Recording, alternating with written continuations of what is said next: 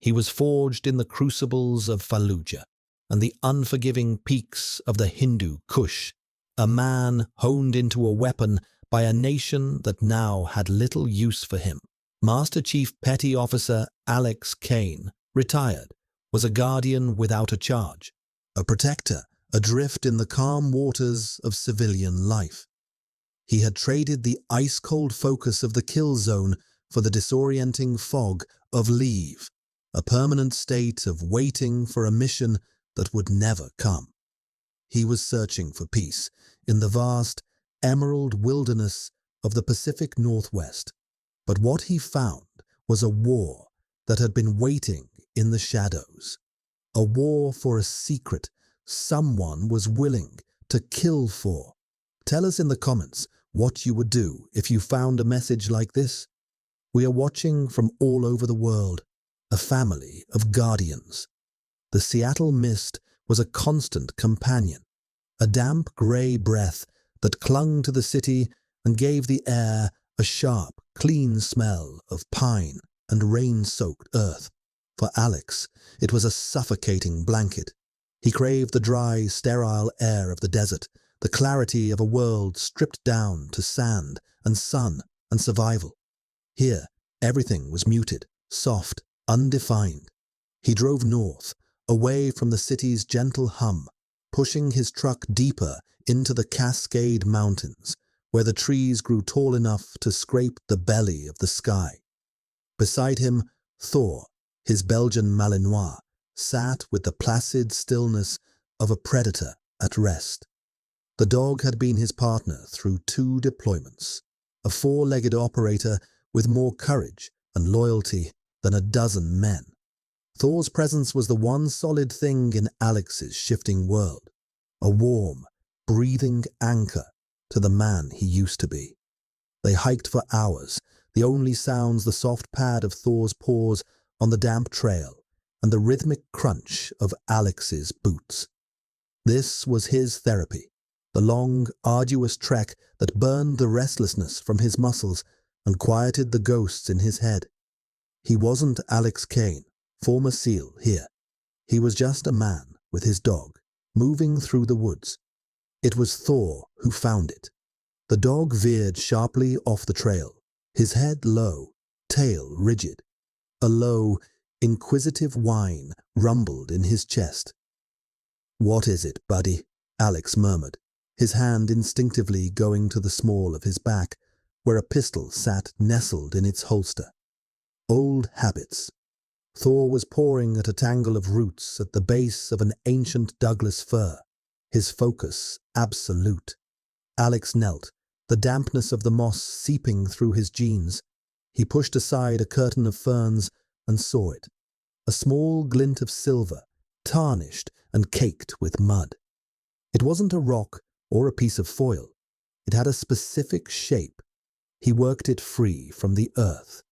It was a whistle, a simple, silver-plated survival whistle, the kind a child might carry on a camping trip.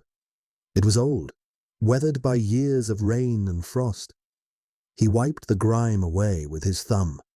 It felt strangely heavy in his palm, a small object imbued with a forgotten history. He turned it over and over, his operator's mind cataloguing details.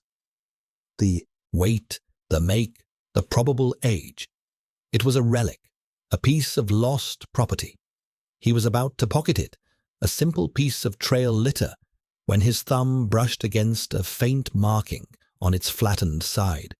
He held it close, angling it to catch the weak, filtered sunlight.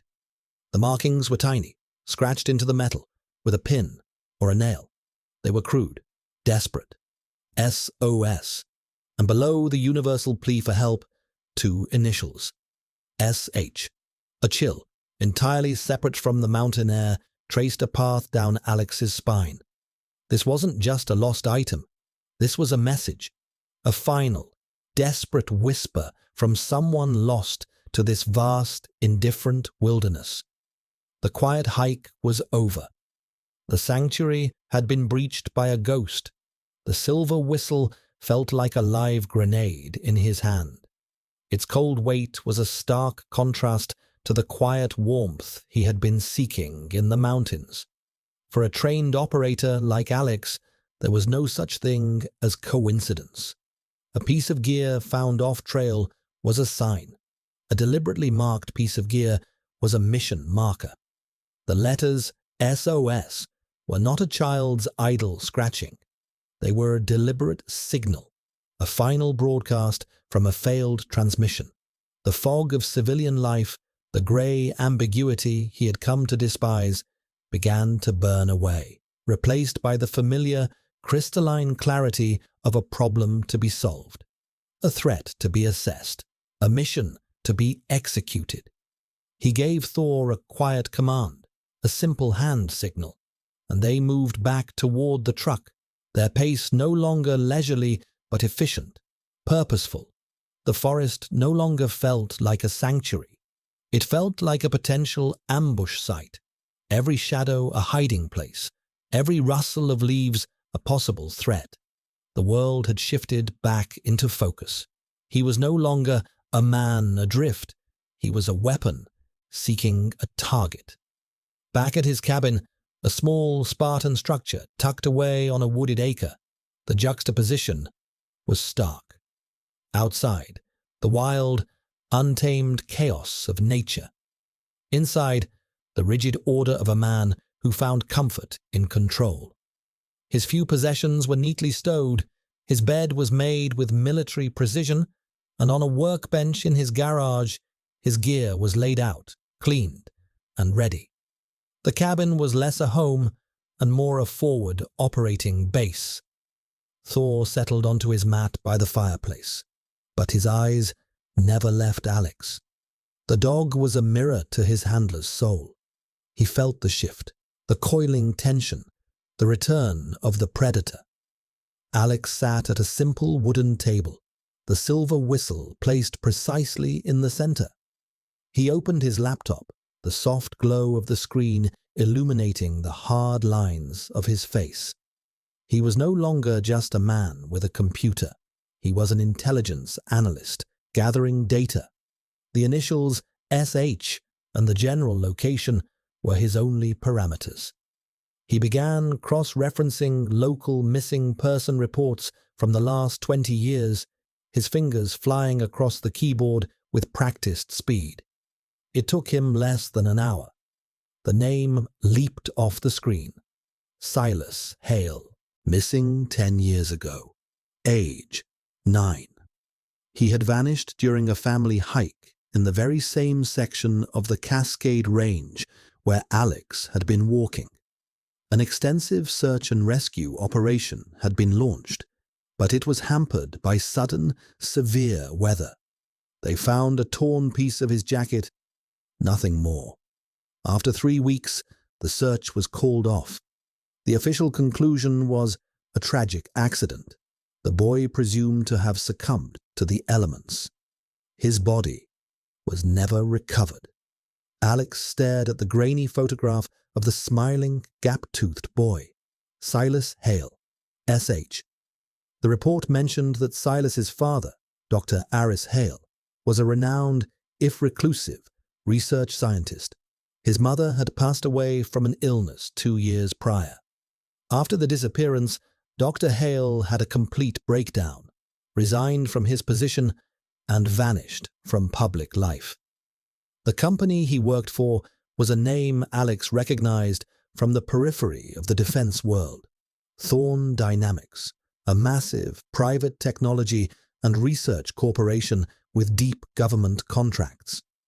The final piece of the puzzle clicked into place when he read a small detail in an old newspaper article, a quote from a heartbroken neighbor.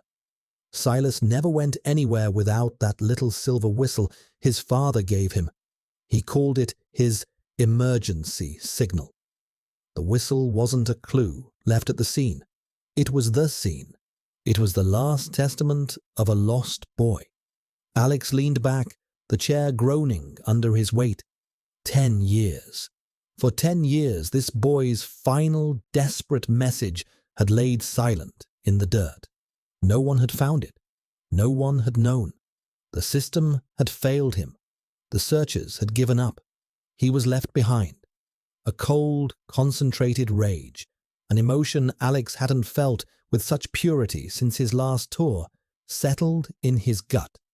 The military had a creed, a sacred promise: leave no man behind. It was a promise that transcended the battlefield. It was a law of his universe. Silas Hale had been left behind.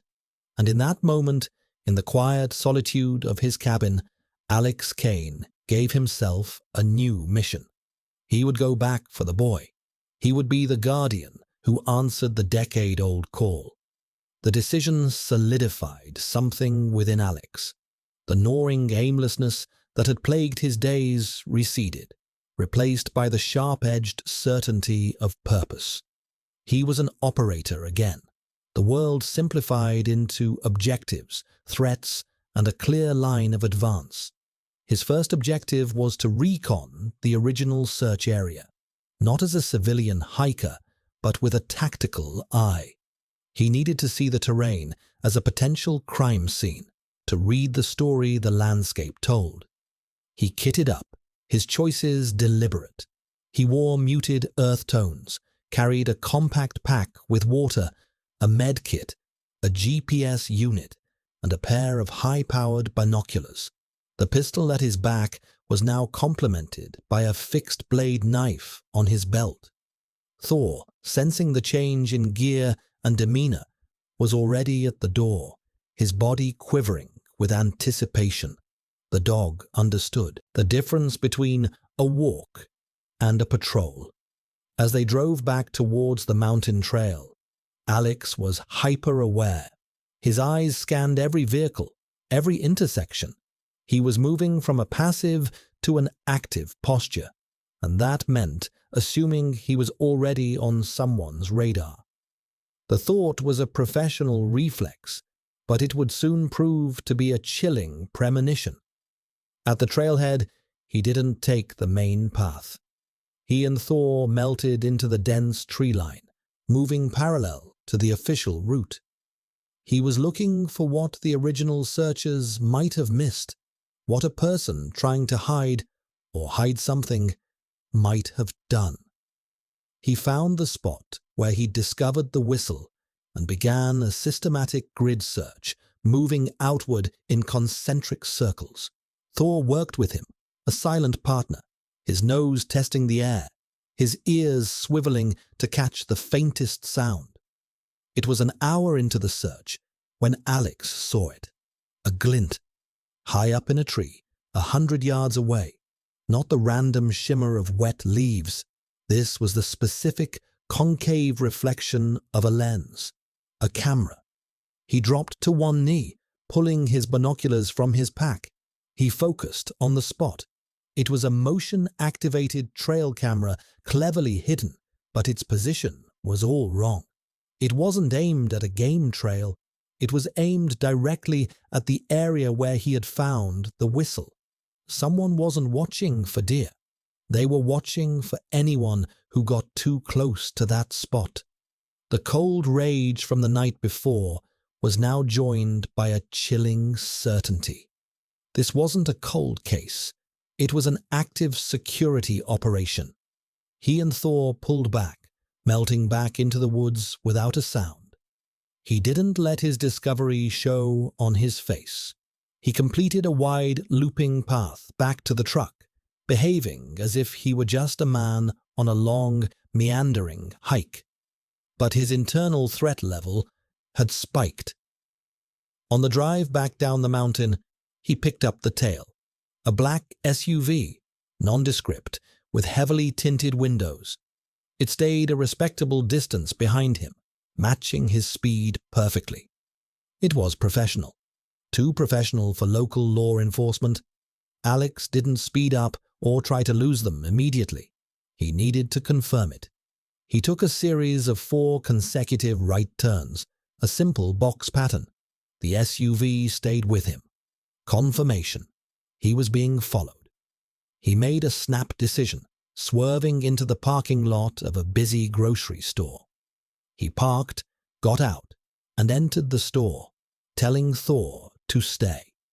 He moved quickly through the aisles, then exited through a secondary door on the opposite side of the building, looping around the back.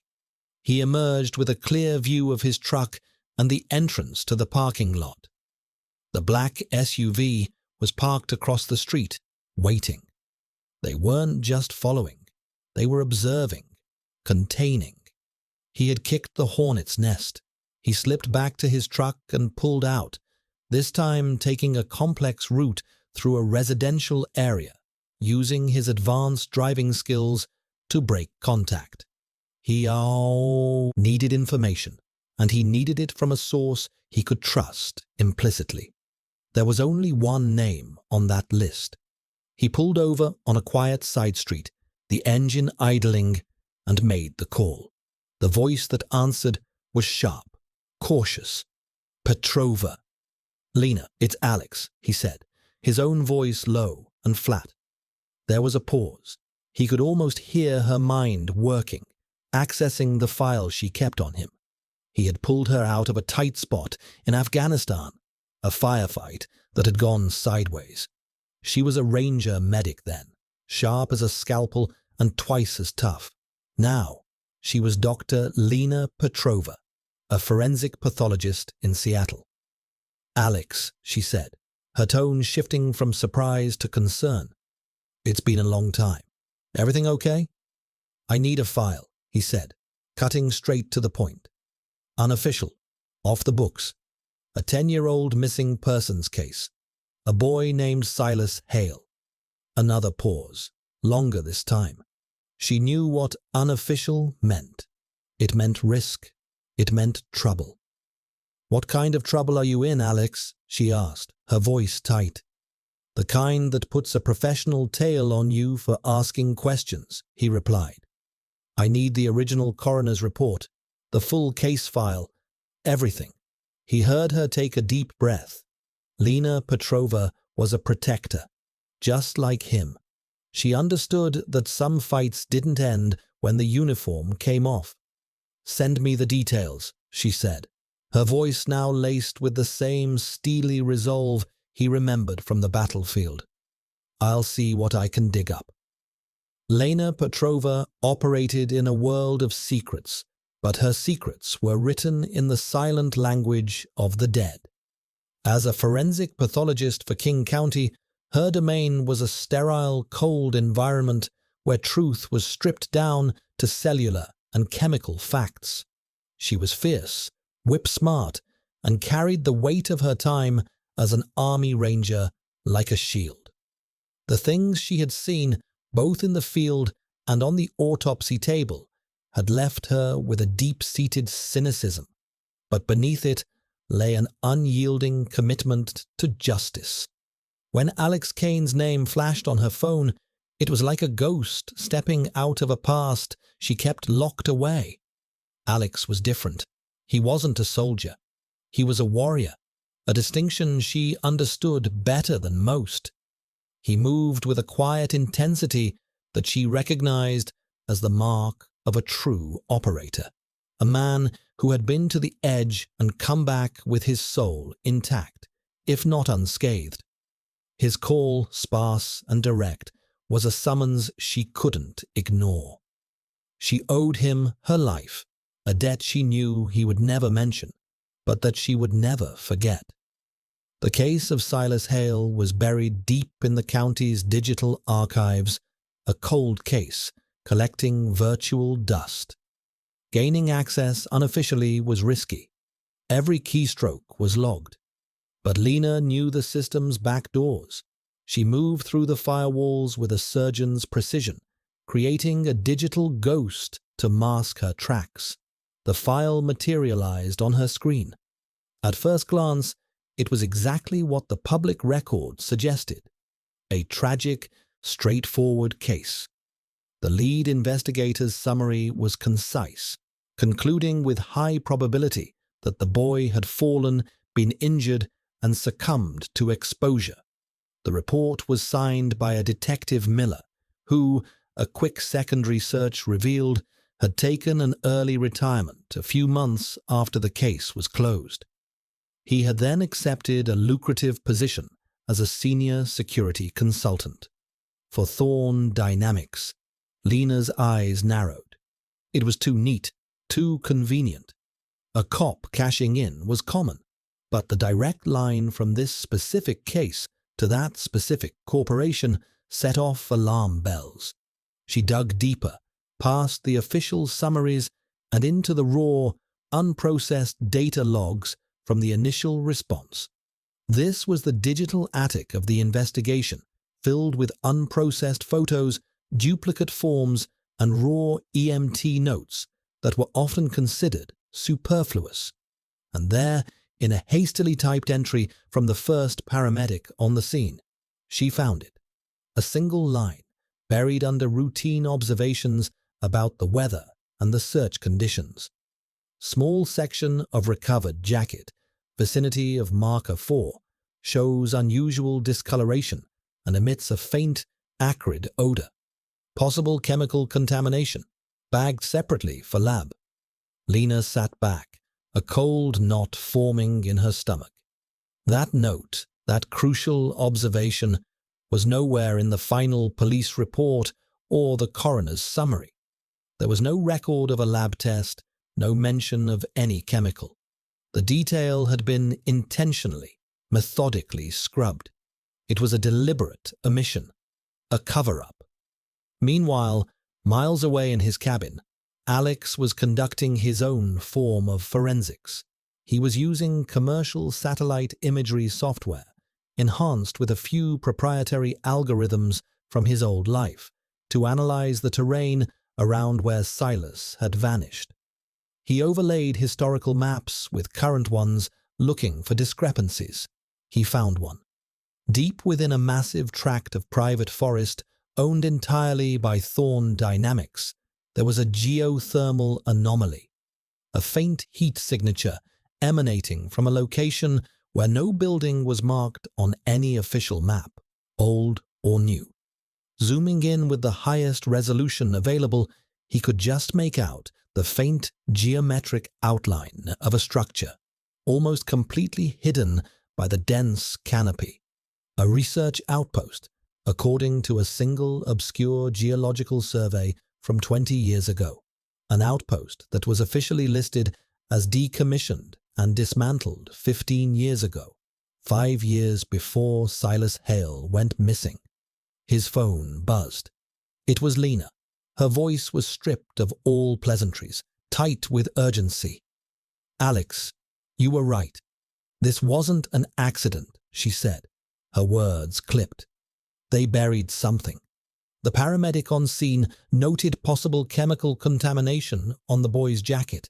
It never made it into the official file. Alex stood, his gaze fixed on the heat signature on his screen. "What kind of chemical?" "I can't be sure without a sample," she said. "But based on the acrid odor description and the fact that it was scrubbed, I ran a search through a restricted medical database. It matches the profile of a handful of experimental compounds. All of them are proprietary neuroagents. All of them, at the time, were being developed under a single umbrella corporation." Alex finished her sentence, his voice a low growl. Thorn Dynamics. The secret was no longer a ghost. It had a name, and it had a location. It was a conspiracy kept alive by a corporation powerful enough to make a child, and the truth, disappear. In a corner office high above the glittering expanse of Seattle, Marcus Thorn looked out at the city not as a citizen, but as a king surveying his domain. The office was a monument to wealth and power, all glass, steel, and minimalist art. It was an opulent cage for a man whose ambition was boundless. Thorn was the charismatic public face of Thorn Dynamics, a visionary lauded for his contributions to technology and medicine. In private, he was a man of cold, ruthless pragmatism, a man for whom legacy was everything and morality was a variable. His phone buzzed, a secure line. He answered, his voice smooth as polished marble. Yes? On the other end was Frank Miller, the former detective, now Thorne's head of corporate security. Miller's voice was gravelly, strained. Sir, we have a problem. The old Hale property. The perimeter sensors were tripped. We have a confirmed breach. Thorne's placid expression didn't change, but a dangerous stillness settled over him. A hiker? Negative, sir. The breach was sophisticated, bypassed the primary fence line, and our surveillance camera near the old trail marker was disabled this afternoon. Someone was looking. Who? Thorne's voice dropped, losing its public warmth and taking on a razor's edge. We ran the plates of a truck seen in the area. It belongs to a man named Alex Kane, retired Navy, Special Warfare Development Group. DevGru, the formal name for SEAL Team 6. The name hung in the air for a moment. This wasn't some amateur sleuth. This was a professional, a ghost. What does he want? Thorne asked, his voice now dangerously quiet. We believe he found something, Miller said. Something that led him to start digging into the Silas Hale case. The name Silas Hale was a ghost of a different kind, a loose thread from a decade ago that Thorne had believed was buried forever. A loose thread that could unravel everything. His legacy. Find him, Thorne commanded, his voice devoid of any emotion. Find the SEAL and his dog. This legacy is worth more than one man's curiosity. I want this handled. Neutralize the threat, permanently. The call ended. Marcus Thorne turned back to the window, his reflection a mask of cold control. The Silas Hale incident was a regrettable but necessary sacrifice on the altar of progress. He would not allow a ghost from the past, even one as capable as a Navy SEAL, to jeopardize the future he had so meticulously built. The stakes of the game had just been raised from a historical inquiry to a matter of life and death. Alex knew it too. The confirmation from Lena about the neuro agent, coupled with the professional surveillance, painted a grim picture. This wasn't just about covering up a corporate accident. A proprietary neuro agent was a weapon, or a precursor to one. The secret of its existence, its effects, and its failure was a secret worth killing for. He was no longer just the hunter. He was now, officially, the hunted. He moved through his small cabin, the sanctuary he had tried to build, and saw it now through a tactical lens. It was a defensible position, but isolated, a potential trap. He began his preparations. He checked the sightlines from the windows, placed subtle, low-tech alarms at the perimeter of his property, tripwires connected to small chimes, things that would blend in with the sounds of the forest. He brought his primary rifle out from its hard case, cleaning and checking the action with an economy of motion that was both practiced and hypnotic. Thor watched him, the dog's intelligent eyes following his every move.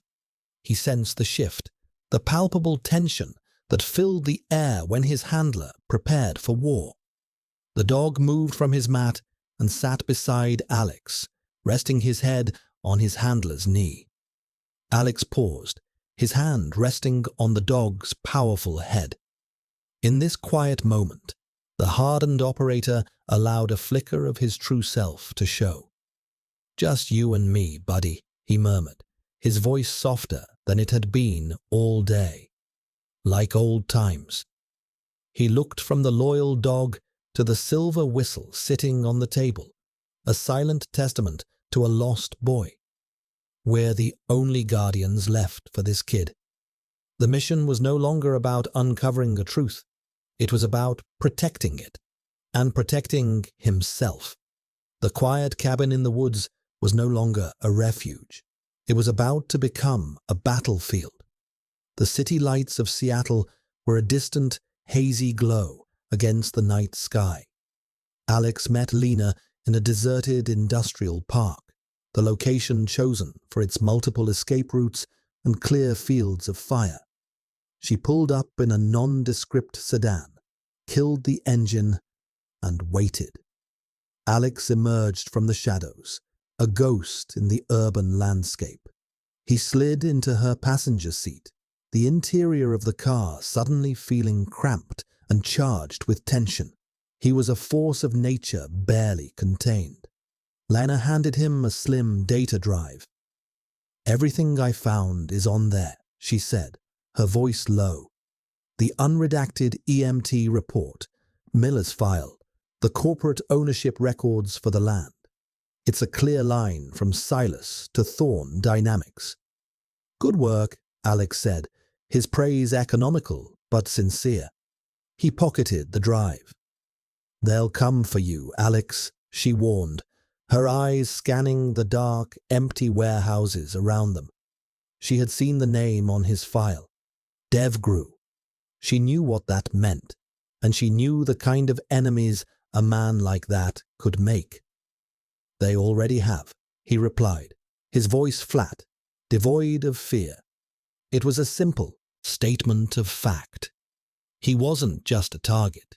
He was a problem Thorn needed to solve, and Alex knew from experience that men like Thorn solved their problems with extreme prejudice. He understood he couldn't win a defensive war. They would come for him at his cabin with overwhelming force. His only chance was to seize the initiative, to go on the offensive and hit them where they were hiding the truth. His target was clear: the abandoned research outpost, the source of the geothermal anomaly. He had to know what was inside. He had to get there before they could sanitize it or reinforce it further. He formulated a plan: a nighttime infiltration, a solo operation, with Thor as his only backup. "I'm going in tonight," he told Lena. "The facility on Thorn's property." Lena's eyes widened slightly. "Alex, that's insane. You don't know what's there. Miller's team will be waiting for you." "It's better to walk into a prepared defense you know is there than to wait for an attack you don't see coming," he reasoned, the cold logic of a strategist. "I need you on Overwatch. Stay mobile. If you don't hear from me by 0400, the data on that drive goes to your federal contact, the one we talked about. No local cops." She nodded, her expression grim. She was part of the mission now, his support element, his only lifeline. The infiltration began just after midnight. Alex and Thor moved through the dense forest surrounding the Thorn property like shadows. The air was cold and still. Alex wore black tactical gear, his face smeared with camouflage paint.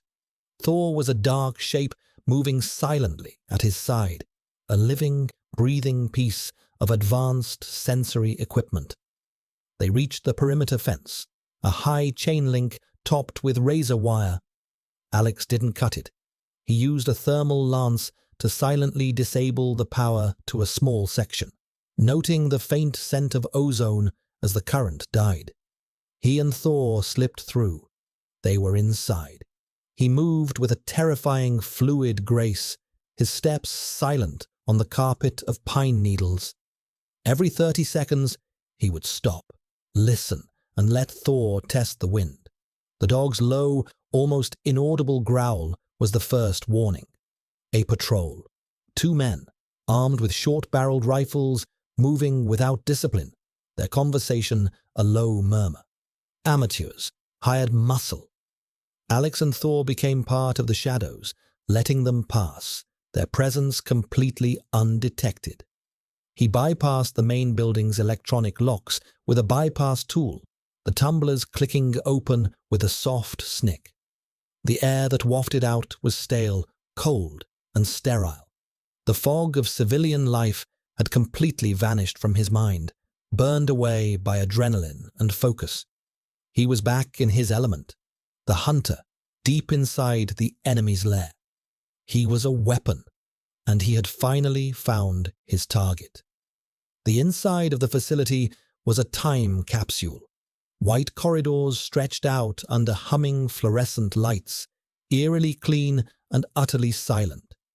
It was a place of science, but it felt devoid of humanity, like a tomb. Alex moved with tactical precision, clearing corners, checking rooms. Most were empty labs, stripped of equipment, but the benches were still in place, ghostly outlines marking where centrifuges and microscopes once sat. Thor stayed close, his nails making no sound on the polished concrete floors, his senses on high alert.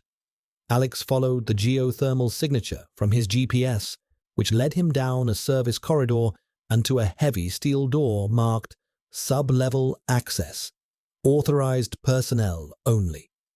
The lock was a high-end digital keypad. Child's play. He attached a small electronic device, and after a few seconds of flickering lights, the lock disengaged with a heavy clunk. The air that rose from the stairwell below was colder still, carrying a faint metallic tang. This was the heart of the facility. The sub-level was different. It was active. Banks of servers hummed quietly, their blinking lights casting a rhythmic, hypnotic pattern on the walls. This was the source of the power anomaly. This was the secret core of the abandoned outpost. Alex found a primary data terminal, its screen dark. He jacked in a portable drive, running a decryption program of his own design. He needed to find the truth of this place. After a tense minute, the screen flickered to life, granting him access to the local server. He searched for project files from 10 years ago. He found one, its name stark and chilling. Project Legacy. He opened the file, the screen filled with scientific data, chemical formulas, and test results. It was worse than Lena had suspected. Project Legacy wasn't just a neuroagent. It was an experimental gene therapy protocol. It was designed to rewrite neural pathways in the developing brain, to unlock latent cognitive potential, to create geniuses. A project born of staggering hubris. But the files also contained the reason for its termination. The therapy was dangerously unstable. In subjects who didn't possess a specific, rare genetic marker, the agent didn't enhance the mind. It destroyed it. It caused aggressive, rapid neurological decay, a cascade of cellular death that was irreversible and fatal. He scrolled through the test subject logs, a list of numbers, not names. Then he cross-referenced the project's personnel files. The name of the lead scientist leapt out at him. Dr. Aris Hale. A cold dread washed over Alex. He navigated to the primary subject file, the one with the most extensive data. He ran a command to unencrypt the subject's identity. The name appeared on the screen, a confirmation of his deepest fear. Subject 0. Silas Hale. The boy hadn't been a random victim of an accident. He was the primary test subject. His own father had used him as a human guinea pig. Alex felt a surge of revulsion, but the final, most shocking secret was yet to come. Buried deep within the project logs, he found a final entry, a video file from Dr. Hale, dated the day after Silas was reported missing. Alex played it. Dr. Hale's face appeared, gaunt, terrified, his eyes wide with a mixture of guilt and desperation. "He's going to kill him," Hale whispered to the camera, his voice cracking. "Thorn. He knows the project is a failure. He's sending a team to sanitize the site, to erase the evidence, to erase my son." Hale's eyes pleaded with the camera, with a future viewer he prayed would one day exist. The agent. It didn't kill him. It induced a state of advanced cryostasis, a deep, non-neurological coma. I couldn't let them find him. I couldn't let them dispose of him. Alex's blood ran cold. He scanned the video file's metadata. It included a schematic, a hidden chamber. "I've hidden him," Dr. Hale choked out, tears streaming down his face. "In the cryo bay. The life support is stable, but it won't last forever. I'm going to lead them away, into the woods. This is my son's only chance." The video ended. Alex stared at the blank screen, his mind reeling. Silas Hale wasn't dead. He hadn't been murdered in the woods. He was here, alive, a prisoner of science and time, hidden away by a desperate father. The SOS on the whistle wasn't a call from a dying boy. It was a beacon, a prayer that someone someday would come and finish the rescue. And at that exact moment, as the monumental weight of the truth settled upon him, the entire facility was plunged into a blood-red light as klaxons began to scream. The silent tomb had come alive. He had been discovered. The hunt was over. The battle had begun. The blare of the alarms was a physical blow, a violent tearing of the sterile silence. Red emergency lights pulsed rhythmically, casting the server room in a hellish, strobing glow. On the terminal screen, a new message flashed in bold letters. "Security Protocol Omega. Facility lockdown initiated." The sanctuary had become a cage. More than that, it had become a kill box. Alex didn't hesitate. He yanked his drive from the terminal, the schematic of the hidden cryobay seared into his memory. He was no longer an infiltrator. He was a protector. His mission had a new, urgent imperative: secure and hold. He had to get to Silas and defend that position until Lena could bring the cavalry. "With me," he commanded Thor, his voice a low, calm growl that cut through the noise. The dog was already poised, a coiled spring of muscle and teeth, his focus absolute. They moved out of the server room and into the corridor. The heavy blast doors were already beginning to descend. They sprinted, diving under a closing door just as it slammed into the concrete floor with a deafening boom. They were in the main sub-level corridor, a long, straight hallway, a perfect channel for a firefight. He heard the elevator activate at the far end. They were coming. He pulled his pistol, the suppressor on the end making it look alien and deadly in the pulsing red light. He found a small maintenance alcove, a sliver of shadow that offered minimal cover but a clear line of sight. He pulled a small mirror from his kit, angling it to see down the hall. The elevator doors opened. 4 men spilled out, clad in black tactical gear, rifles up. They moved with professional efficiency, but with an arrogance that Alex recognized. They were hunters who believed their prey was trapped. That was their mistake. They thought he was trapped with them. He was a SEAL. They were trapped with him. "Lena," he subvocalized into his comms unit. "They're here. The boy is alive.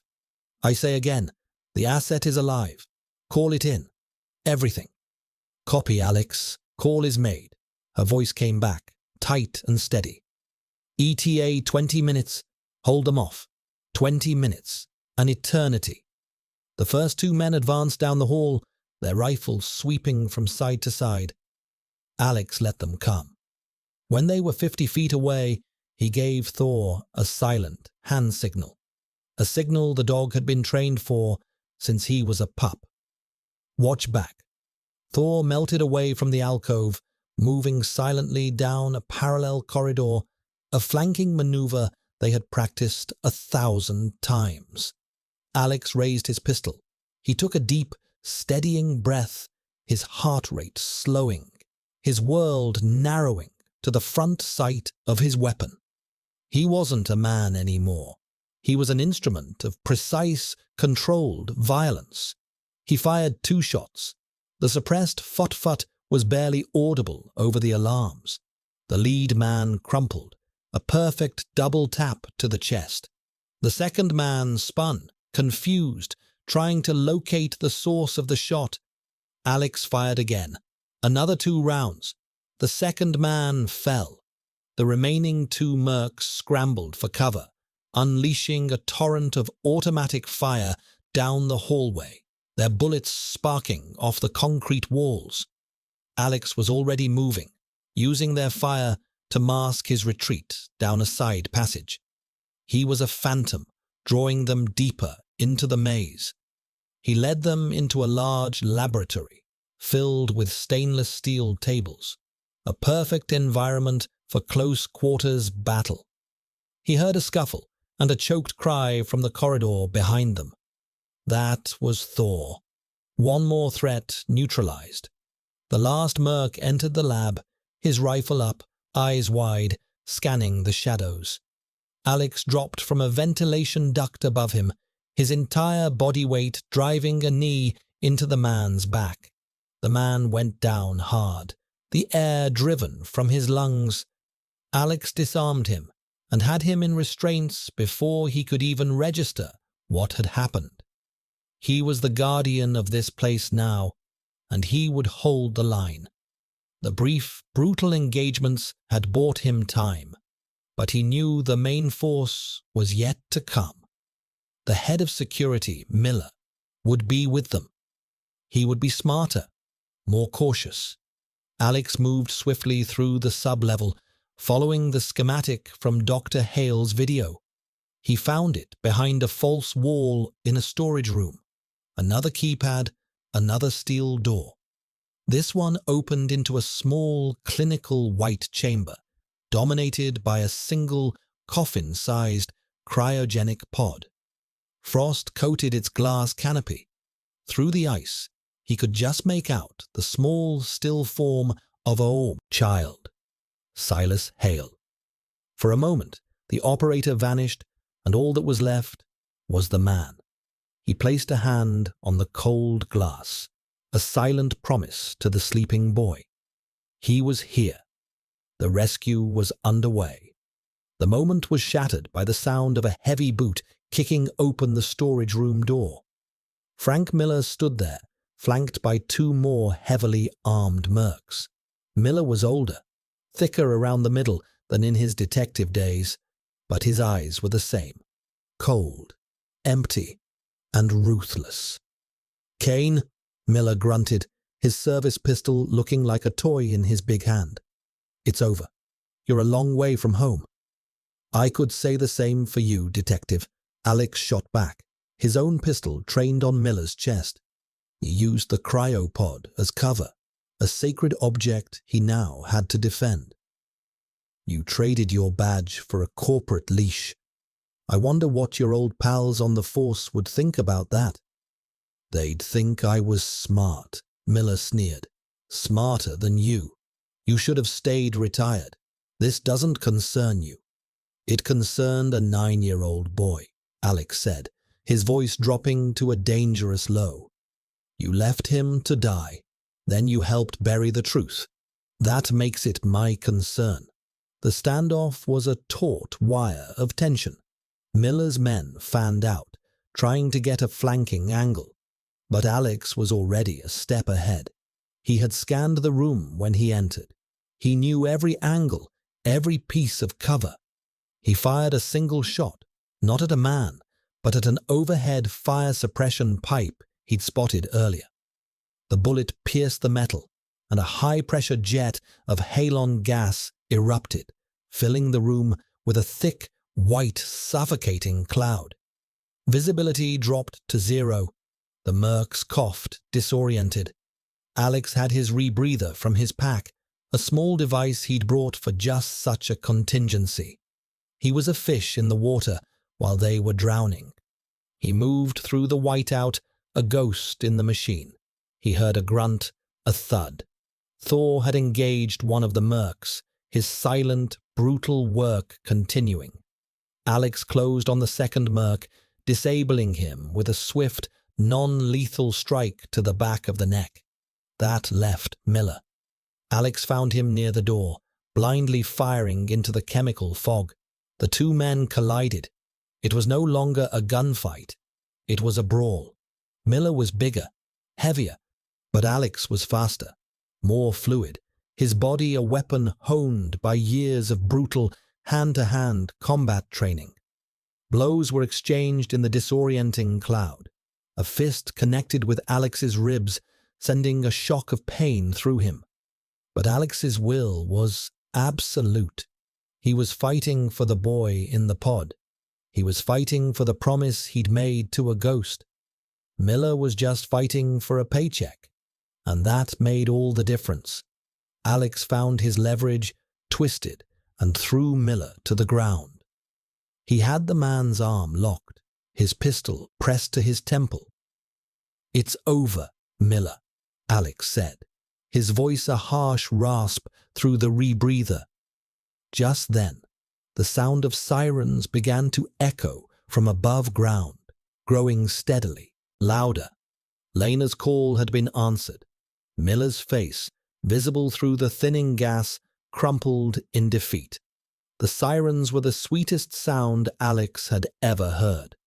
As federal agents swarmed the facility, guided by a waiting Lena Petrova, the empire of Marcus Thorne began to crumble. News crews, tipped off by Lena's federal contact, captured the surreal image of heavily armed agents raiding the headquarters of one of Seattle's most celebrated corporate titans. Thorne was in his office, watching the live feed on a massive screen, his mask of control finally cracking as he saw Miller being led out in cuffs. His legacy wasn't innovation. It was a monstrous crime built on the life of a child. He didn't resist when they came for him. The foil was defeated, his glass kingdom shattered. Down in the quieted sub-level, the red lights were replaced by the steady white of the main power. Medics and FBI agents moved with controlled urgency. Alex stood alone before the cryogenic chamber, the chaos fading into the background. He looked at the boy, frozen in a sleep he hadn't chosen, a boy who had been given up for lost.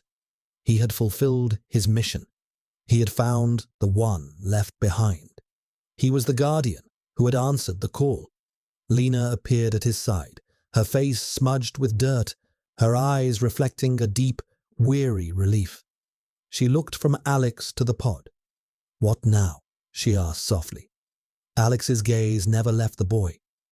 "Now," he said, the word carrying the weight of a new beginning, "we bring him home." The uplifting, hopeful tone of a promise fulfilled settled over the cold, sterile room. The rescue was complete. The next mission was about to begin. The months that followed were a whirlwind of controlled chaos. The story of Project Legacy and the miraculous survival of Silas Hale became a global sensation. Thorne Dynamics was dismantled by federal indictments and public outrage, its assets seized, its dark secrets laid bare for the world to see. Marcus Thorne and Frank Miller, along with a dozen other executives and security personnel, were facing a raft of charges that would ensure they spent the rest of their lives behind bars. Dr. Aris Hale was found living in obscurity in South America. Racked with guilt but desperate to help his son, he surrendered to authorities and provided the key to safely reviving Silas. The world's best doctors, working with the very data Thorne had tried to bury, began the delicate process of reversing the cryostasis and repairing the neurological damage. It was a long, arduous process, but it was one filled with hope. Silas was coming back. For Alex, the aftermath was a different kind of battle. He was debriefed by a string of agencies, from the FBI to secretive departments within the DoD. They were impressed, awed by his one-man operation. They offered him commendations, lucrative private contracting jobs, even a path back into the clandestine world he had left behind. They wanted the weapon back in their arsenal. He turned them all down. He had walked through the valley of the shadow of death for his country, and he would do it again if called. But this mission had been different. It hadn't been for a flag or a government. It had been for a single, lost soul. It had reignited a fire in him, not of war, but of purpose. It had shown him that being a guardian wasn't about the uniform you wore. It was about the stand you took. He had found his new purpose, not in a directive from a superior officer, but in the desperate, silent plea from a silver whistle. He, Lena, and Thor had become an unlikely unit, forged in the crucible of the Thorn facility. Lena, disillusioned by the bureaucratic limitations of her job, resigned from the coroner's office. She found a new calling, overseeing Silas's recovery and using the seized legacy data to establish a foundation for ethical neuroresearch, ensuring such a tragedy could never happen again.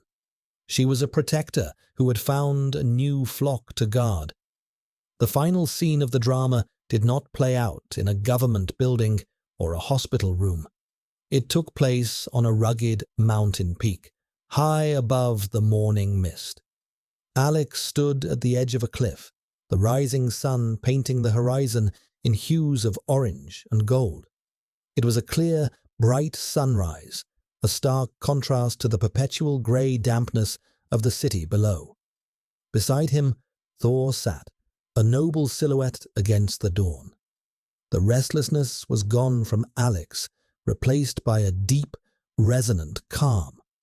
He was no longer a weapon without a target. He was a guardian who had finally found his sanctuary, not in a place, but in a mission. He reached into his pocket and pulled out the small silver whistle. It was clean now, its surface gleaming in the new light. He held it in his palm, feeling its weight, its history.